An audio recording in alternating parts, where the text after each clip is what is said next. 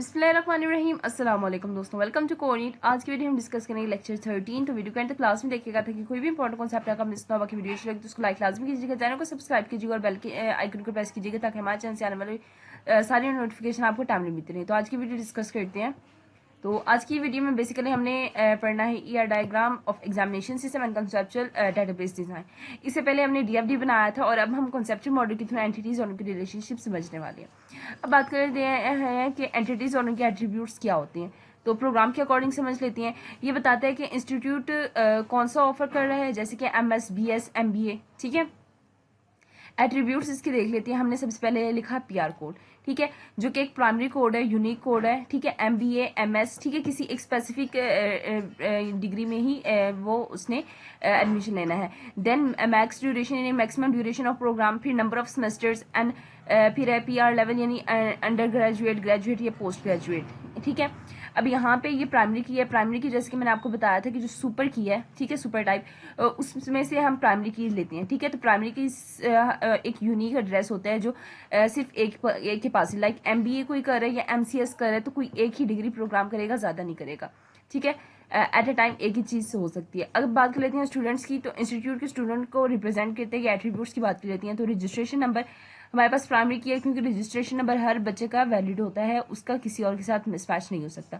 Student name, father name, उसकी जो personal info है, उसके बाद उसकी डेट ऑफ बर्थ, देन उसका फ़ोन नंबर, देन उसका जीपीए। अब जीपीए में क्या है, जीपीए मल्टी वैलिड हमारे पास है। मल्टी वैलिड एट्रीब्यूट इसलिए है क्योंकि हमारे सेमेस्टर के हिसाब से उसका जीपीए यानी कि कैलकुलेट होगा। ठीक है, और टाइम टू टाइम इसकी हर सब्जेक्ट के अकॉर्डिंग इसकी जो डिटेल्ड है, जो इसकी सब्जेक्ट की डिटेल्स हैं वो भी चेंज होंगी, तो इसलिए ये भी मल्टी वैल्यूड एट्रीब्यूट है। ठीक है, क्योंकि हर सब्जेक्ट के अकॉर्डिंग इसकी डिटेल्स वगैरह चेंज होंगी। अब बात कर लेते हैं टीचर की। तो इंस्टीट्यूट के टीचर के लिए एट्रीब्यूट्स हम देख लेते हैं। तो टीचर के रजिस्ट्रेशन नंबर जब वो यानी कि उन्होंने लिया अपना, यानी कि अपॉइंट की गई, वो उनकी प्राइमरी की है। ठीक है, क्योंकि वो भी हर टीचर का अलग-अलग होता है। टीचर का नेम, टीचर का फादर नेम, उसकी पर्सनल इंफॉर्मेशन में ही आते हैं। दैन उसकी क्वालिफिकेशन, उसका एक्सपीरियंस, एक्सपीरियंस उसका मल्टी वैल्यूड मल्टीपल्स में आता है क्योंकि सिंगल वैल्यूड में, क्योंकि जो डिटेल्स है और रिक्वायर्ड है इस पर डिफरेंट अपॉइंटमेंट्स। ठीक है, क्योंकि उसकी जो एक्सपीरियंस होती है वो हर चीज़ में अलग अलग होगा, तो एक्सपीरियंस टाइम टू टाइम उसका एक्सटेंड हो सकता है। ठीक है, तो ये हमारे पास मल्टी वैलिड है। टीचर की सैलरी ये हम उसमें ले सकते हैं। ठीक है, अब सेमेस्टर कोर्स की बात करें तो हर कोर्स को रिप्रेजेंट करता है, इसके एट्रीब्यूट नहीं आए। पहला है कोर्स कोड। कोर्स का कोड है प्राइमरी की, क्योंकि ये देखो जो हमारे पास हर सब्जेक्ट है उसका कोर्स का कोड अलग होता है। ठीक है, तो ये हमारे पास प्राइमरी की है, कोर्स का नेम। देन कोर्स की जो हमारे पास प्री रजिस्ट्रेशन नंबर है, तो ये भी हमारे पास मल्टी वैल्यूड एट्रीब्यूट है क्योंकि ये भी टाइम टू टाइम चेंज होती है।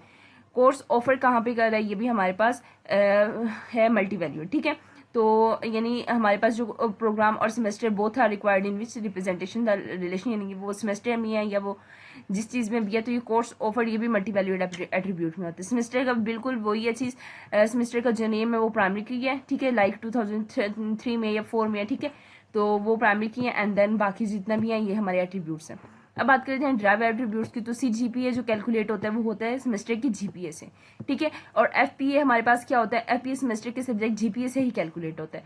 अब बात कर लेते हैं कार्डिनल और हमारे पास जो इनकी रिलेशनशिप है। ठीक है, तो सबसे पहले प्रोग्राम और कोर्सेज के बारे में करेंगे। तो यहाँ पे हमारे पास है 1 to many। ठीक है, 1 to many। एक प्रोग्राम में मल्टीपल कोर्सेज हो सकते हैं, और अगर इसका रिवर्स करें तो 0 to many। कोर्स पहले किसी प्रोग्राम में नहीं भी हो सकता। अब बात करते हैं स्टूडेंट प्रोग्राम की। तो 1 to 1 यानी स्टूडेंट किसी एक प्रोग्राम में हो सकते हैं, और प्रोग्राम टू स्टूडेंट अगर करें तो 0 to many हो गए। कोई प्रोग्राम टेम्पोरली स्टूडेंट के लिए नहीं भी हो सकता।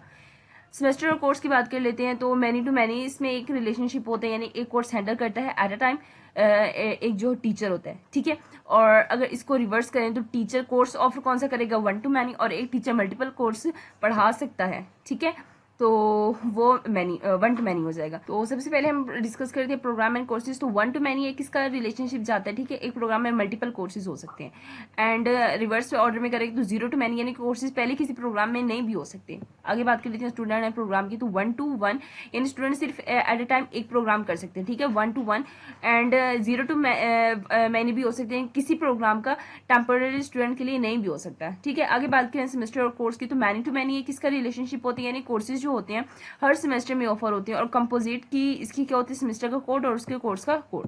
ठीक है, अब बात कर लेते हैं नेक्स्ट हमारी जो कोर्स ऑफरिंग है टीचर, उसके बीच में क्या रिलेशनशिप होता है। टीचर एक कोर्स हैंडल करता है एट अ टाइम, और जो टीचर है वो कोर्स जो ऑफर करता है 1 to many इसका रिलेशनशिप होता है, क्योंकि एक टीचर मल्टीपल कोर्सेज पढ़ा सकता है एट अ टाइम।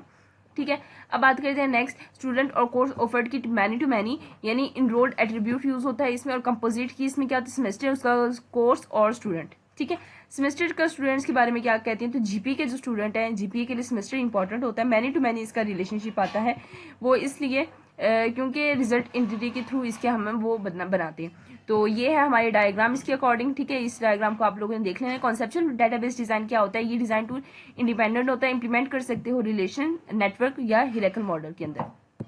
ठीक है, तो ये एमसीक्यूज के लिहाज से इंपॉर्टेंट है, यहाँ पे कहाँ पे अप्लाई हो सके। लॉजिकल डेटाबेस क्या होता है, नेक्स्ट फेज में अप्रोच डाटा, ये हमारा मॉडल चूज करते हैं, हम रिलेशनल मॉडल यूज करते हैं, और कंक्लूजन में ये बताया कि ईआर मॉडल एक गाइडलाइन होती है, ऑर्गेनाइजेशन के रिक्वायरमेंट के हिसाब से चेंज हो सकती है। आउटपुट चेक करना जरूरी होता है।